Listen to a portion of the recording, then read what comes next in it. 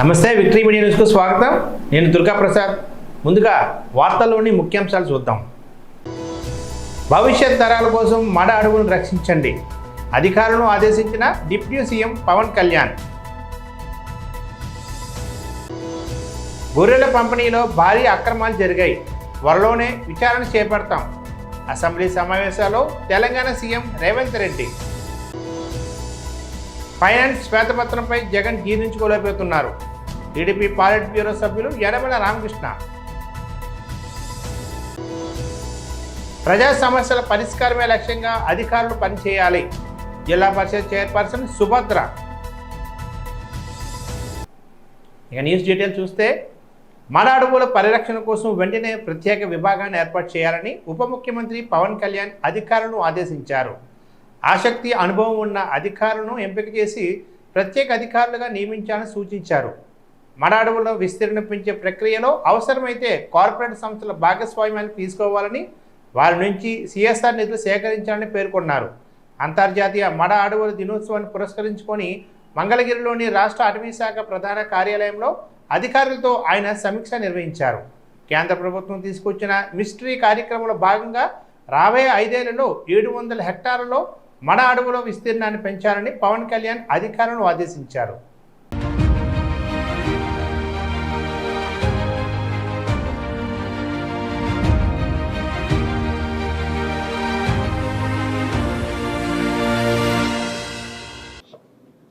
ఇందాక చిరంజీవి చౌదరి గారు చెప్పినట్టుగా మడ అడవుల రక్షణ క్రమంలో స్థానికంగా దాని మీద ఉన్న ప్రజలు ఇబ్బంది పడకూడదు, వాళ్ళకు కూడా జీవనోపాధి కల్పించాలనేది చాలా వ్యాలిడ్ పాయింట్స్ అనేది మీరు చెప్పింది. అలాగే సుందర్బాన్స్ దానికి చాలా వైల్డ్ లైఫ్ ప్రోడక్ట్స్ నాకు చాలామంది చెప్పారు. మడ అడవుల్లో ఉండే ప్రత్యేకమైన హనీ చాలా విలువైన, చాలా బాగుంటుంది అనేది. అది నాకు మొన్నకి చెప్పే వరకు నాకు తెలియదు, మడ అడవుల నుంచి ఇంత ప్రోడక్ట్స్ ఉంటాయి అనేది నాకు తెలియదు. ఇన్ని రకాల ప్రోడక్ట్స్ ఉంటాయి, తేనె దొరుకుతుంది నాకే తెలియదు. ఇట్లాంటి అన్నిటికీ ఉదాహరణకి మొన్న వెస్ట్ బెంగాల్ నుంచి కల్కటా నుంచి ఎవరు ఒక ఫోరం వచ్చి నన్ను ఇన్వైట్ చేయమన్నారు. మీరు వచ్చి మీరు స్టాల్స్ పెట్టండి ఇక్కడ, మీరు ఆంధ్రప్రదేశ్కి సంబంధించి అంటే నాకు అప్పుడు అనిపించింది అట్లీస్ట్ వీ కుడ్ అలాంటి స్టాల్స్లో మన ఈ మడ అడవుల్లో దొరికి తేనెని వీటిని మన ప్రోడక్ట్స్ని ప్రమోట్ చేయొచ్చు అని అనిపించింది. So we can explore that kind of possibilities. అలాగే మరొక విషయం, గవర్నమెంట్ ల్యాండ్స్లో మ్యాంగ్రోవ్స్ ఉంటే మీరు ఇందాక చెప్పారు మన 110 acres had been lost to it is under revenue. నేను ముఖ్యమంత్రి గారి దగ్గర కూడా తీసుకెళ్తాను ఈ దృష్టిలో దీనికి. Will make sure that will come under forest department, will make sure it is protected. ఇది ఎందుకంటే ఇది మన ఫస్ట్ లైన్ ఆఫ్ డిఫెన్స్ కాబట్టి దీన్ని అసలు ఏమాత్రం ఆలస్యం చేయకుండా మటుకు దీన్ని how do we bring it into our fold, will make sure and will take it forward. And only thing is మీరు దాని మీద ఎలా చేయాలని మీరు ఒక రిపోర్ట్ కనుక ఇస్తే దాన్ని will take it to the cabinet also.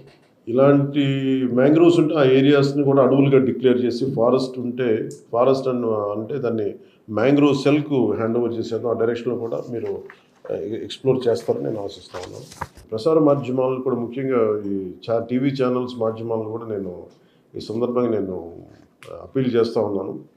ఈ మడ అడవులు రక్షణ చాలా చాలా అవసరం. దాంట్లో మీ టీవీ ప్రోగ్రామ్స్లో వీటికి కూడా వీటి రక్షణ ఎందుకు, ఫస్ట్ లైన్ ఆఫ్ డిఫెన్స్ ఎందుకు అంత అవసరం తీర ప్రాంతాలకు అనేది మీరు కూడా వీటి మీద ప్రోగ్రామ్స్ చేసి ప్రజలందరినీ దీన్ని ఎడ్యుకేట్ చేయాల్సిన అవసరం ఉందనేది మీకు ఈ సందర్భంగా తెలియజేసుకున్నాను. బీఆర్ఎస్ నేత హరీష్ రావు అప్పులు లెక్క చెప్పే సమయంలో అమ్ముకున్న లెక్కలు ఎందుకు చెప్పడం లేదని తెలంగాణ సీఎం రేవంత్ నిలదీశారు. అసెంబ్లీ సమావేశంలో పలు అంశాలపై సీఎం రేవంత్ మాట్లాడుతూ లక్షల కోట్ల విలువైన ORRను 7,000 కోట్లకు అమ్ముకున్నారని ఆరోపించారు. 700 కోట్ల గొర్రెల పంపిణీలో భారీ అక్రమాలు జరిగాయి అన్నారు. కాళేశ్వరం ప్రాజెక్టు కోసం ఇటీవలే 80,000 కోట్లు ఖర్చు చేశామన్న బీఆర్ఎస్ ఇప్పుడు 94,000 కోట్లు అంటోందని విమర్శించారు. అయితే తాము ORRను విక్రయించలేదని, అది తిరిగి ప్రభుత్వానికి వస్తుందని హరీష్ రావు తెలిపారు. కాళేశ్వరం ప్రాజెక్టు కోసం 94,000 కోట్లు ఖర్చు అయ్యాయని తాము మొదటి నుంచి చెబుతున్నామని అన్నారు. బతుకమ్మ చీరలపై అసత్యాలు చెప్పి మహిళలను అవమానించారని, ఎందుకు క్షమాపణ చెప్పాలని ఈ సందర్భంగా డిమాండ్ చేశారు. ఆలోచన మారలేదు, విధానము మారలేదు. ఔటర్ రింగ్ రోడ్డు 159 కిలోమీటర్లు ఆనాడు కాంగ్రెస్ పార్టీ అద్భుతంగా ప్రపంచానికే ఆదర్శంగా ఉండే ఔటర్ రింగ్ రోడ్డును నిర్మిస్తే లక్షల కోట్ల రూపాయల విలువైన ఔటర్ రింగ్ రోడ్డును పల్లి బఠానీలకు అమ్ముకున్నట్టు 7,000 కోట్ల రూపాయలకు అమ్మి తెగనమ్మి గొర్రెల పథకము ఎన్ని గొర్రెలు ఇచ్చిండ్రో ఎన్ని గొర్రెలు ఉన్నాయో ఇవాళ మొత్తం లెక్కలు తేలినాయి.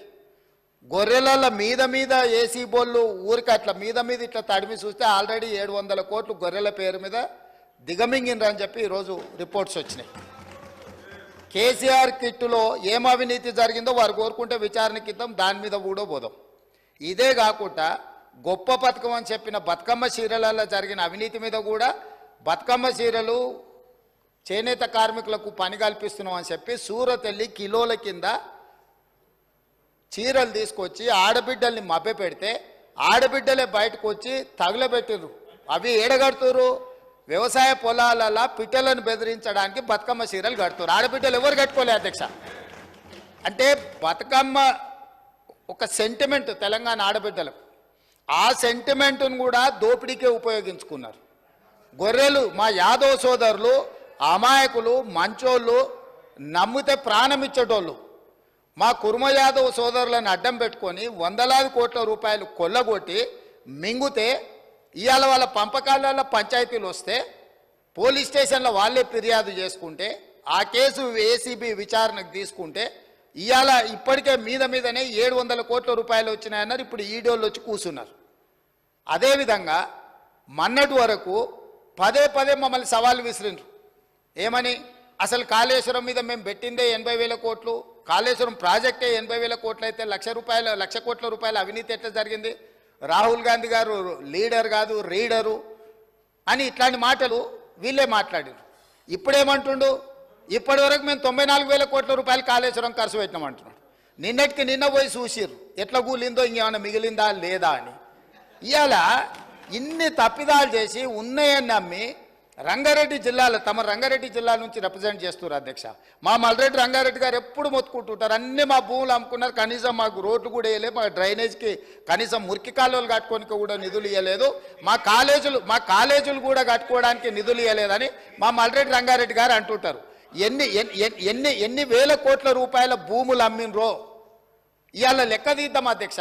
ఇవాళ అప్పుల లెక్క ఏదైతే చెప్తుండో అమ్ముకున్న లెక్కలు చెప్తలేడు.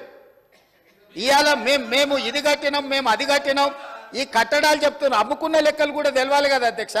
మనకి తాతలు ముత్తాతలు ఆర్నమెంట్స్ ఇస్తారు, ఆస్తులు ఇస్తారు, బంగారం ఇస్తారు. మనకి ఇంట్లో ఆడబిడ్డలకు ఉండనీక అని చెప్పి బంగారం ఆభరణాలు ఇస్తారు. కానీ ఇంట్లో ఎవరో ఒకరు వ్యసనాలకు లోనయ్యి తాగుడుకో జూదానికో అలవాటు పడి తాతలు ముత్తాతల నుంచి వచ్చిన బంగారం అంతా తెగ నమ్ముకుంటారు, భూములు తాకట్టు పెడతారు. తాతలు తండ్రి ముత్తాతలు సంపాదించిన గౌరవం పేరు మీద ఊర్లో అప్పు ఉడితే అప్పు కూడా తీసుకొచ్చి అప్పు కూడా పెట్టి ఎక్కడిదక్కడ కథం పడతారు. ఇవాళ 10 ఏళ్ళైనా అధ్యక్ష నేను మిమ్మల్ని ఒకటే మాట్లాడగదలుచుకున్నా. ఏమన్యాయం చేసినాం అధ్యక్ష? పాలమూరులో మేము చంద్రశేఖరరావుకి ఏమన్యాయం చేసినాం? 2009లో కరీంనగర్ జిల్లాలో అక్కడ ఓడగొడతారని భయపడి పాలమూరు జిల్లాకు వలస వస్తే వలసలు పోయే పాలమూరు జిల్లా ప్రజలు గుండెలు పెట్టి చూసుకొని భుజాల మీద మోసి పార్లమెంటుకు పంపిస్తే పార్లమెంటుకు పోయి ఇవాళ తెలంగాణ రాష్ట్రం వచ్చినాక మొట్టమొదట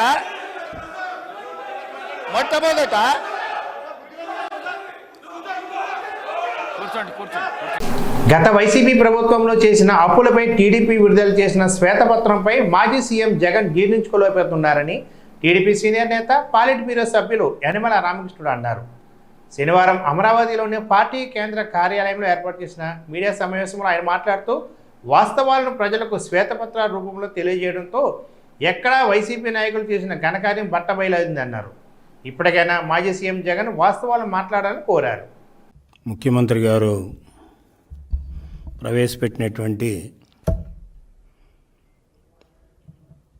శ్వేతపత్రం ఫైనాన్సెస్ మీద చాలా డీటెయిల్డ్గా గత ప్రభుత్వంలో జరిగినటువంటి దోపిడీ విధానాల మీద, ఆ దోపిడీ విధానాల వల్ల రాష్ట్రానికి ఎంత నష్టం వచ్చింది, అదేవిధంగా రాష్ట్రంలో ఆర్థిక పరిస్థితి ఎట్లా ఉంది, అప్పులు ఏ విధంగా పెరిగాయి, అదేవిధంగా అప్పులు పెరిగినా ఆదాయం పెరిగినా కొన్ని చోట్ల అభివృద్ధి లేదనే దాని మీద చాలా స్పష్టంగా శ్వేతపత్రం ఇచ్చారు. ఈ శ్వేతపత్రాన్ని ఉన్నటువంటి వాస్తవాల్ని శాసనసభలో పెడితే, కౌన్సిల్లో పెడితే వైసీపీ నాయకులు దీన్ని జీర్ణించుకోలేకపోతున్నారు. ఎందుకు జీర్ణించుకోలేకపోతున్నారంటే దీంట్లో వాస్తవాలు ఉన్నాయని. ఈ వాస్తవాలు బయటకు వచ్చి ప్రజలు ఈ వాస్తవాలను అర్థం చేసుకుంటే భవిష్యత్తులోనే వీళ్ళకి మనుగడ ఉండదు, మళ్ళీ అధికారం వచ్చేటువంటి సందర్భం కూడా ఉండదు అనేటువంటి ఒక భయాందోళన ఉంది వైసీపీ నాయకుల్లో కానీ, జగన్లో కానీ, జగన్ అనుచరుల్లో కానీ. ఆ విధంగా శ్వేతపత్రాన్ని కూడా వక్రీకరించి మాట్లాడడం అనేటువంటిది సరి అయినటువంటి విధానం కాదు.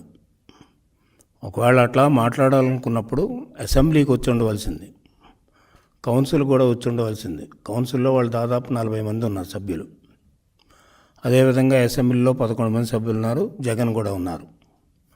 వాళ్ళు వచ్చి ఆ డిబేట్లో పాల్గొని ఉంటే, డిబేట్లో పాల్గొన్నప్పుడు వాళ్ళకి అనుకున్నటువంటి విధానంలో వాళ్ళు మాట్లాడటానికి ఎప్పుడు స్వేచ్ఛ ఉంటుంది. అది తెలుగుదేశం పార్టీ ఎప్పుడు కూడా స్వేచ్ఛ కల్పిస్తుంది. కానీ అసెంబ్లీకి రాకుండా ఢిల్లీ పోవడం, ఈయనేమో బుగ్గన గారు సరే ఆయన ఓడిపోయాడు రావడానికి వీల్లేదు కాబట్టి విజయవాడ రాకుండా హైదరాబాద్లో ప్రెస్ మీట్ పెట్టడం, ఇవన్నీ చూస్తూ ఉంటే ఒక భయాందోళన ఉంది వాళ్ళ వైసీపీ నాయకుల్లో. ఎందుచేతంటే వాళ్ళు చేసినటువంటి తప్పులు, చేసినటువంటి అకృత్యాలు, చేసినటువంటి అవినీతి, వాళ్ళు చేసినటువంటి తప్పుడు విధానాలు వల్ల ఈనాడు రాష్ట్ర ఆర్థిక వ్యవస్థ చిన్నాభిన్నమైంది. ఆర్థిక వ్యవస్థ చిన్నాభిన్నం అవడమే కాకుండా అభివృద్ధి పూర్తిగా కుంటుపడింది. ఈ విధంగా మనం చూస్తే అభివృద్ధితో పాటు ఫైనాన్షియల్ సిస్టమ్ అంతా కొలాప్స్ అయింది. ఎప్పుడైతే ఫైనాన్షియల్ సిస్టమ్ కొలాప్స్ అయిందో రాష్ట్ర అభివృద్ధి జరగడం అనేటువంటిది చాలా కష్టం.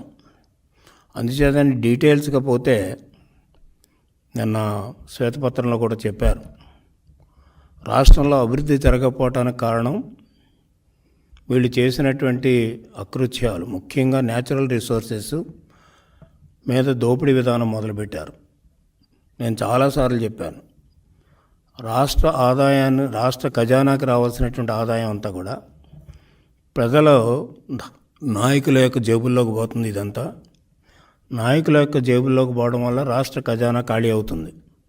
రాష్ట్ర ఖజానా ఖాళీ అవడం వల్ల ఉన్నటువంటి రిక్వైర్మెంట్స్ మీట్ అవ్వాలంటే ఖజానా జీరో అన్నప్పుడు చాలా కష్టం. 5 ఏళ్ల అనంతరం తొలిసారిగా జిల్లా పరిషత్ సర్వసభ సమావేశం గరంగా సాగింది.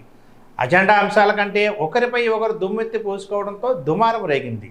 శనివారం విశాఖ జడ్పీ సమావేశ మందిరంలో చైర్పర్సన్ జల్లుపల్లి సుభద్ర అధ్యక్షతన ఈ సమావేశం జరిగింది. తొలుత వ్యవసాయ శాఖపై చర్చ మొదలైంది. కొంతసేపటి తర్వాత యలమంచిలి జనసేన ఎమ్మెల్యే సుందరపు విజయకుమార్ తన నియోజకవర్గంలోని క్రోసూరు జడ్పీ హైస్కూల్ స్థలంలో అన్యాక్రాంతం కావడంపై గతంలో పోరాటం చేసి కాపాడుకున్నామని, ఇంకా కబ్జాకు గురైన ప్రభుత్వ భూములను తిరిగి స్వాధీనానికి కృషి చేస్తామని చెప్పారు. దీనిపై స్పందించిన వైసీపీకి చెందిన బొచ్చాయిపేట జడ్పీటీసీ రాంబాబు సభలో రాజకీయాల గురించి ప్రస్తావించవద్దని చెప్పడంతో ఇద్దరి మధ్య వాగ్వాదం చోటు చేసుకుంది. రాంబాబుకు మద్దతుగా వైసీపీ సభ్యులు సుందరంపై ఆగ్రహం వ్యక్తం చేశారు. దీనిపై మరింత కోపోద్రిగుడైన విజయకుమార్ వైసీపీ నాయకులు భూ కబ్జాలను వదిలిపెట్టబోమని, అన్నీ బయటకు తీస్తామనడంతో గత సీఎం వైఎస్ జగన్ రాష్ట్రాన్ని సర్వనాశనం చేశారనడంతో మరోసారి సభ ఉద్రిక్తంగా మారింది. దీంతో వైసీపీ సభ్యులు విజయకుమార్పై విరుచుకుపడ్డారు. రబీ 2022 నమూనాలు ఇస్తారు, తీసుకుంటాం సార్. ఒకటి ఏంటంటే సార్, మేము యాక్ట్ ప్రకారం, అంటే యాక్ట్ అంటే ల్యాబ్ ఫీలింగ్ అంటే ఎక్కడైనా ఎవరైనా పార్టీ ఫీలింగ్ కానీ ఇంకోటి చూపిస్తాం చెప్పండి, సరిగా వారికి మేము ఎంత సపోర్ట్ చేస్తాం. భయపడి వెళ్ళిపోమంటారా చెప్పండి, చెప్పండి చేసుకోండి. బైక్ లేదు కాపాలండి వారు అడిగారు, మేము చెప్పాము. ఇక్కడ ఏదైనా ఎపిసోడ్ అయినా అవుతుందా చెప్పండి.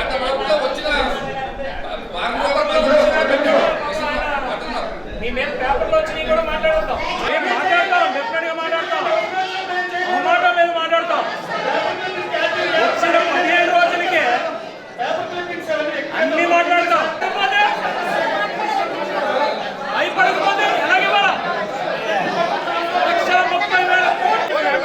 వస్తుంది, లేకపోతే 2 నెలల్లో వస్తుంది. నెక్స్ట్ వస్తే చెప్పొచ్చు కదా. వ్యక్తిగత మాట్లాడండి. సీఎం సార్ గురించి ఎందుకు మాట్లాడారు?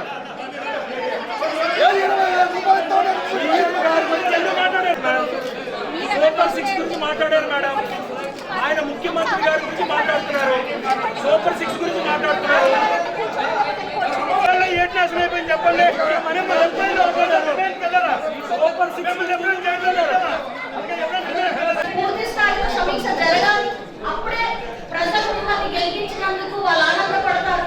దయచేసి ఈ సభని ఈ రకంగా ఇదే ఫస్ట్ అండ్ లాస్ట్ అనుకుంటున్నాను నేను. దయచేసి ఎవరు కూడా ఇటువంటి వ్యక్తిగత విమర్శలు గట్రా ఆపేసి, ఎందుకంటే గాజువాక ఎమ్మెల్యే గారు పర్మిషన్ అడిగి జెడ్పీ హై స్కూల్ దాని గురించి చెప్పేసి బయటకు వెళ్ళిపోయారు. సో అక్కడ స్టార్ట్ అయింది. సరే ఇంకెందుకు అనేసి నేను ఆ అవకాశం ఇచ్చాను. ఇవ్వకపోతే బాగుండదు, మొట్టమొదటిసారిగా వచ్చారు. అది జీవీఎంసీ పరిధిలో కూడా జిల్లా పరిస్థితి ఉంది కాబట్టి దయచేసి ఇవి ఆపేసి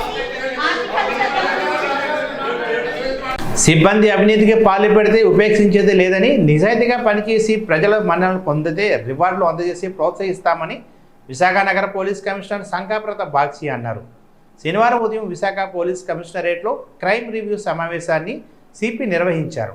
అనంతరం ఏర్పాటు చేసిన మీడియా సమావేశంలో ఆయన మాట్లాడుతూ, పోలీస్ కమిషనర్గా బాధ్యతలు చేపట్టిన తర్వాత మొదటి క్రైమ్ మీటింగ్ అని తెలిపారు. నిజాయితీగా పనిచేసే పోలీస్ సిబ్బంది సేవలను గుర్తిస్తూ అధికారులు సిబ్బందికి రివార్డులు అందిస్తున్నామన్నారు. ప్రతి పోలీస్ అధికారి, పోలీస్ సిబ్బంది, హోంగార్డ్ నిజాయితీగా ప్రజాసేవ చేయాలని పిలుపునిచ్చారు. విశాఖ ప్రజలు పోలీస్ సేవలను గుర్తించాలి, కొనియాడాలని ఆకాంక్షించారు. అవినీతికి పాల్పడిన కొందరు పోలీస్ సిబ్బందిపై చర్యలు తీసుకోవడం జరిగిందని ఈ సందర్భంగా తెలిపారు.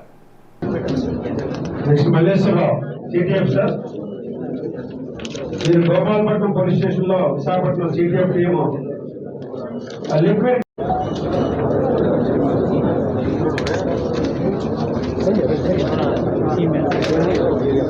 మల్లేశ్వరరావు బాగా మహేశ్వర్ మహేష్ ఎస్ఐ గారు ఈ కిషోర్ కానిస్టేబుల్ అండి ఇద్దరు వస్తున్నాడు. 24 hours కూడా లాస్ట్ 20 years నుంచి 24 కట్ చేసి మనకి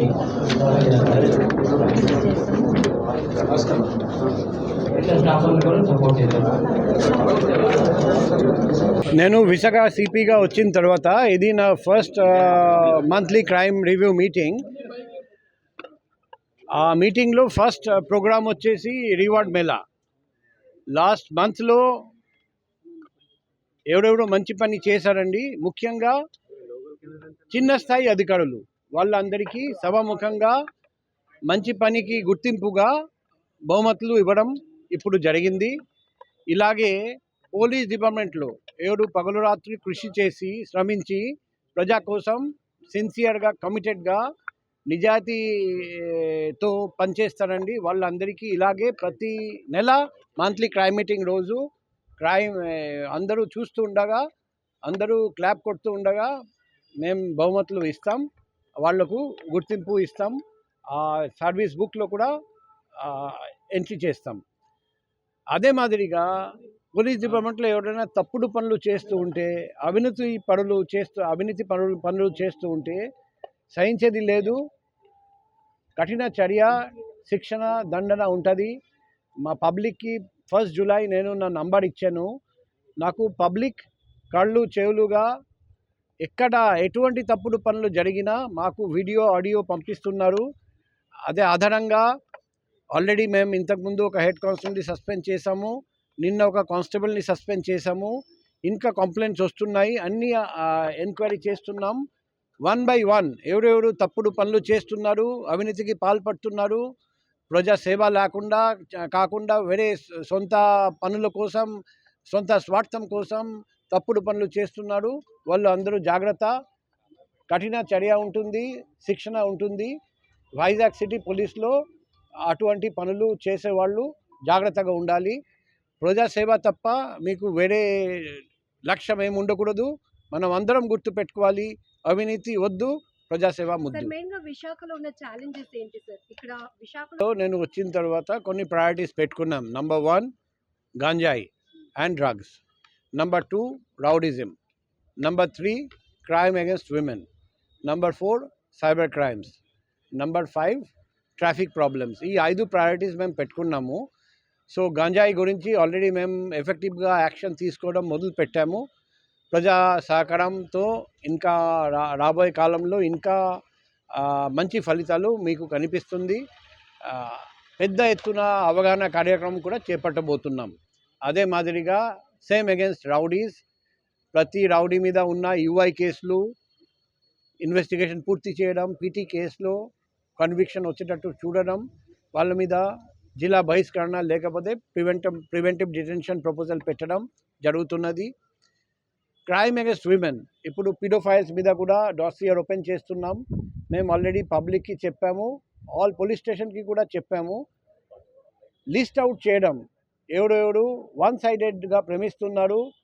విశాఖ నగరంలో జ్ఞానాపురం పునీత పేతురు ప్రధాన దేవాలయంలో ప్రతి ఏటా ప్రతిష్టాత్మకంగా జరుగుతున్న దేవమాత మోక్షార్పణ మహోత్సవం ఆగస్టు 15వ తేదీన వైభవంగా నిర్వహించనున్నట్లు పునీత పేతురు ప్రధాన దేవాలయం ఫాదర్ జొన్నాట జాన్ ప్రకాష్ తెలిపారు. జ్ఞానాపురం చర్చి కార్యాలయంలో శనివారం ఏర్పాటు చేసిన మీడియా సమావేశంలో మహోత్సవం సంబంధించిన పోస్టర్ను ఆవిష్కరించారు. ఈ సందర్భంగా ఆయన మాట్లాడుతూ ఆగస్టు 1వ తేదీన గురువారం పూజ అనంతరం సులువుగుర్త మండపంలో పీపీసీ అధ్యక్షులు రాజేశే మహోత్సవ పతాక ఆవిష్కరణతో మహోత్సవం ప్రారంభమవుతుందన్నారు. 1వ తేదీ నుంచి 14వ తేదీ వరకు ప్రతిరోజు సాయంత్రం జపమాల, దివ్య పూజ పురవీధుల్లో ఊరేగింపు నిర్వహించినట్టు వెల్లడించారు. అలాగే 6వ తేదీ నుండి 14వ తేదీ వరకు నవదిన ప్రార్థనలు ఉంటాయని తెలిపారు. జే జాన్ ప్రకాష్, విచారణకర్తలు, జ్ఞానాపురం, విశాఖపట్నం. ఈ శుభ సమయంలో పత్రికా విలేకరులు బోత్ ప్రింట్ అండ్ ఎలక్ట్రానిక్ వారికి కృతజ్ఞత తెలియచేస్తూ మా ఈ జ్ఞానాపురంలో మేము జరుపుకోబోయే దేవమాత పండుగను పత్రికాముఖంగా పుర ప్రజలకు తెలియచేయాలనుకుంటున్నాను. ఈ పండుగ ఆగస్టు నెల 15వ తారీఖున కొన్ని వేల మంది విశ్వాసులతో కలిపి జరుపుకుంటూ ఉంటారు. దీని యొక్క ముఖ్యమైన ఉద్దేశం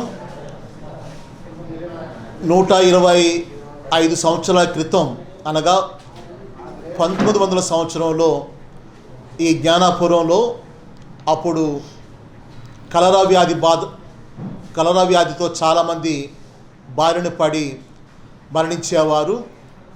అప్పటి మిషనరీ గురువులు, బిషప్పులు ఈ గ్రామాన్ని సందర్శించి ఈ గ్రామాన్ని దేవమాతకు అంకితం చేసి ప్రార్థనలు చేయటం ద్వారా ఆ కలరా వ్యాధి పూర్తిగా కనుమరుగైందని, అందరూ కూడా స్వస్థత పొంది ఊపిరి పీల్చుకోవడం జరిగింది. ఆ యొక్క గొప్ప సంఘటన గుర్తుకు తెచ్చుకుంటూ అప్పటి నుండి ఈ జ్ఞానాపురం గ్రామ ప్రజలు పరిశుద్ధ మరియతల్లిని గౌరవిస్తూ సన్మానిస్తూ ఆమె ద్వారా దేవునికి వందనం తెలియచేస్తూ ఉంటారు. ఈ పండుగ ఆగస్టు 15వ తారీఖున జరుగుతూ ఉంటుంది. ఈ పండుగ ఘనంగా జరుపుకుంటూ ఉంటారు. ఈ పండుగ జరుపుకునే ముందు 1వ తారీఖు నుండి 14వ తారీఖు వరకు కూడా సిద్ధపాటు దినాలుగా ఇక్కడ భక్తులు కొనియాడుతూ ఉంటారు. ప్రతిరోజు సాయంత్రం 6 గంటలకు దివ్య బలి పూజ మరియు వాక్యోపదేశం ఇవ్వడం జరుగుతూ ఉంటుంది. వందలాది మంది భక్తులు హాజరవుతూ ఉంటారు. 1వ తారీఖు నుండి 14వ తారీఖు వరకు ఈ యొక్క కార్యక్రమాలు ఈ విధంగా జరుగుతాయి. ప్రత్యేకంగా 6వ తారీఖు నుండి నవదినాలను ఆచరిస్తూ ఉంటారు. ఈ నవదినాలు ప్రత్యేకమైనటువంటి దృష్టితో, దీక్షతో జరుగుతూ ఉంటాయి. ఆయా రోజుల్లో 6వ తారీఖున ఫాదర్ జి కిషోర్, 7వ తారీఖున కె నిఖిల్ తేజ, 8వ తారీఖున ఈ రవీంద్ర, 9వ తారీఖున బి జోసెఫ్, 10వ తారీఖున ఎస్ సౌరిబాబు, 11వ తారీఖున మార్నేని లూర్దు, 12వ తారీఖున ఎం జేసుదాస్, 13వ తారీఖున ఏవిఎస్ ప్రదీప్, 14వ తారీఖున కె రాజశేఖర్ ఈ గురువుల చేత ప్రత్యేకమైనటువంటి పూజా ప్రార్థనలు మరియు వాక్య సందేశం ఇవ్వడం జరుగుతూ ఉంది. ఈ 9 రోజుల పాటు ఇక్కడ భక్తులు శ్రద్ధాశక్తులతో పాలు పంచుకొని ఆత్మీయంగా వారు సంతసిస్తూ పూజ తర్వాత 8 గంటల తర్వాత దేవమాత తేరుతో పురప్రదక్షిణ జరుగుతూ ఉంటుంది. విశాఖలోని దసపల్లా భూములను కాజేయడానికి వైసీపీ నేత విజయసాయిరెడ్డి తన కుమార్తె పేరు మీద సంస్థను ఏర్పాటు చేసి ఆ సంస్థ ద్వారా అక్రమాలకు పాల్పడ్డారని జనసేన కార్పొరేటర్ పీతల మూర్తి యాదవ్ ఆరోపించారు. శనివారం విశాఖలోని ఓ హోటల్లో ఏర్పాటు చేసిన మీడియా సమావేశంలో మూర్తి యాదవ్ మాట్లాడుతూ విజయసాయిరెడ్డి బినామీలుగా ఉన్న వ్యక్తులంతా 9,000 కోట్లు విలువైన దసపల్లా భూములను కొట్టేసే ప్రయత్నం చేశారన్నారు. తక్షణమే దసపల్లా భూముల ఆక్రమణలపై ప్రత్యేక విచారణ చేపట్టి ఆయా భూములను ప్రభుత్వం ఆధీనంలో ఉండేలా చూడాలని ఈ సందర్భంగా డిమాండ్ చేశారు.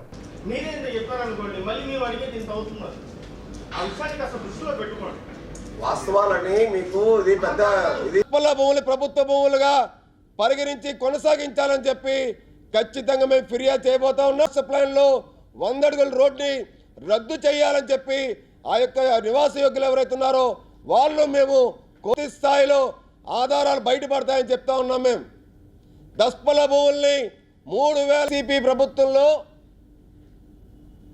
ఉత్తరాంధ్ర జిల్లాల ముఖ్యమంత్రిగా అవతారం ఎత్తినటువంటి విశాఖ ద్రోహి విజయసాయిరెడ్డి ఎవరైతే ఉన్నారో విజయసాయిరెడ్డి తన స్వయాన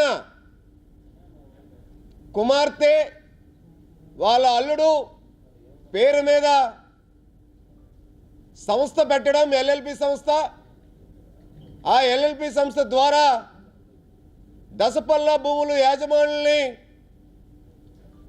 భయభ్రాంతులకు గురి చేసి ప్రభుత్వ భూములుగా కొనసాగించినటువంటి ఆ దసపల్లా భూములు ఎన్నో దశాబ్దాలుగా ఆ భూముల్ని కొట్టేయడానికి విజయసాయి స్వయంగా ఎష్యూర్ ఎస్టేట్స్ ఎల్ఎల్పి అనేటువంటి సంస్థను ఏర్పాటు చేయడం, ఆ సంస్థ ద్వారాగా 9 కోట్ల రూపాయలు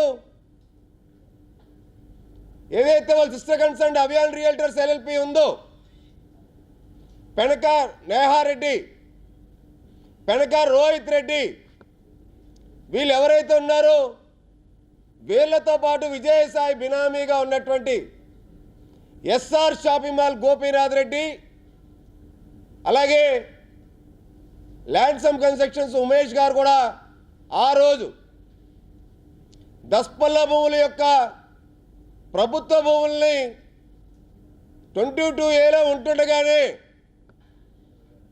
వీళ్ళు పెండింగ్ రిజిస్ట్రేషన్ అధికారం ఉంది కదా అని చెప్పి వీళ్ళు రిజిస్ట్రేషన్ చేయించుకున్నారని డాక్యుమెంట్ నెంబర్లో సైతం మేము ఆ రోజు బయట పెట్టడం జరిగింది. ఏదైతే 24 జూన్ 2021లో ఈ యొక్క ఎష్యూర్ ఎస్టేట్ డెవలపర్స్ పేరుతో pending document registration number 595/2021, pending document number 783/2021, pending document number 985/2021 3 డాక్యుమెంట్లతో కూడుకున్నటువంటి దసపల్లా భూములు సర్వే నెంబర్ 1027 వాల్తేరు వార్డ్ 1028 1196 1197 ఈ 4 సర్వే నెంబర్లో వాల్తేరు వార్డ్ పరిధిలో ఉన్నటువంటి సుమారు 60 ఎకరాల దసపల్లా భూములు ఏవైతే ఉన్నాయో దాంట్లో 40 ఎకరాలు ప్రైవేట్ వ్యక్తుల చేతుల్లోని, జీవీఎంసీ కొంత ఆస్తులు, ఒక సర్క్యూట్ హౌసు, ప్రభుత్వ అతిథి గృహం, అలాగే నేవీ హౌసు ఇవన్నీ కూడా భాగస్వామ్యంగా ఉండి మిగతా 20 ఎకరాలు సుమారు ఏదైతే ఖాళీ స్థలం దసపల్లా భూములు ఏవైతే ఉన్నాయో ఆ దసపల్లా భూముల మీద విజయసాయిరెడ్డి కన్ను పడింది. జనసేన పార్టీ నూతన కూటమి ప్రభుత్వం ముఖ్యమంత్రి చంద్రబాబు నాయుడు గారు కూడా కిందటి వారం దస్పల్లా భూములు కూడా శ్వేతపత్రంలో రిలీజ్ చేసిన విషయం మీ అందరికీ కూడా తెలుసు. ఈ దస్పల్లా భూములు కాపాడటానికి, ఈ దస్పల్లా భూములు ప్రభుత్వ భూములుగా పరిగణించి 22లో పెట్టడానికి ఈ ఒక్క ఆధారం సరిపోతుంది. ఏదైతే రాణి సాయిబా వాధ్వాన్ వారసులు ఎవరైతే కోర్టులో కేసు వేశారో ఆ కేసు సరిపోతుంది. ఏదైతే అక్కడ ఉన్నటువంటి దస్పల్లా వేసినటువంటి నివాస యోగ్యులు ఎవరైతే ఉన్నారో వాళ్ళు వేసినటువంటి హైకోర్టులో కేసులు ఏవైతే ఉన్నాయో ఇది పార్క్ కింద పరిగణించాలి, పార్క్ కింద డెవలప్ చేయాలనే దానికి ఇది ప్రభుత్వ భూమి అని చెప్పి నిర్ధారించడానికి ఇన్ని ఆధారాలు సరిపోతాయి. ఇప్పటికైనా సరే రాష్ట్ర ప్రభుత్వం దస్పల్లా భూముల్ని విశాఖ అవసరాల కోసం, ప్రభుత్వ అవసరాల కోసం వినియోగించాలని చెప్పి మేము కోరుతా ఉన్నాం. మాజీ రాష్ట్రపతి ఏపీజే అబ్దుల్ కలాం 9వ వర్ధంతి కార్యక్రమం ఆంధ్ర విశ్వవిద్యాలయంలో భారతీయ జనతా పార్టీ మైనార్టీ మోర్చా ఆధ్వర్యంలో నిర్వహించారు. ఈ సందర్భంగా అబ్దుల్ కలాం విగ్రహానికి బీజేపీకి చెందిన నాయకులు, కార్యకర్తలు పూలమాలలు వేసి ఘన నివాళులు అర్పించారు. అనంతరం బీజేపీ మైనార్టీ మోర్చా నాయకులు చింతాడ మోహన్ రావు మాట్లాడుతూ విద్యార్థులకు పూర్తి స్థాయిలో విద్యా సదుపాయాలు కల్పడంతో పాటు రక్షణ రంగానికి అవసరమైన మిజైల్స్ సైతం తయారు చేసి ఎన్నో విప్లవాత్మకమైన మార్పులు తీసుకొచ్చిన గొప్ప వ్యక్తి కలాం అని ఆయన సేవలను కొనియాడారు. ఈ కార్యక్రమంలో బీజేపీ నగరాధ్యక్షుడు రవీంద్ర మేడపాటి, పలువురు కార్యకర్తలు, అభిమానులు పాల్గొన్నారు. జోహార్ జోహార్ డాక్టర్ అబ్దుల్ కలాం, జోహార్ భారతరత్న అబ్దుల్ కలాం, జోహార్ మిసైల్ మ్యాన్ అబ్దుల్ కలాం.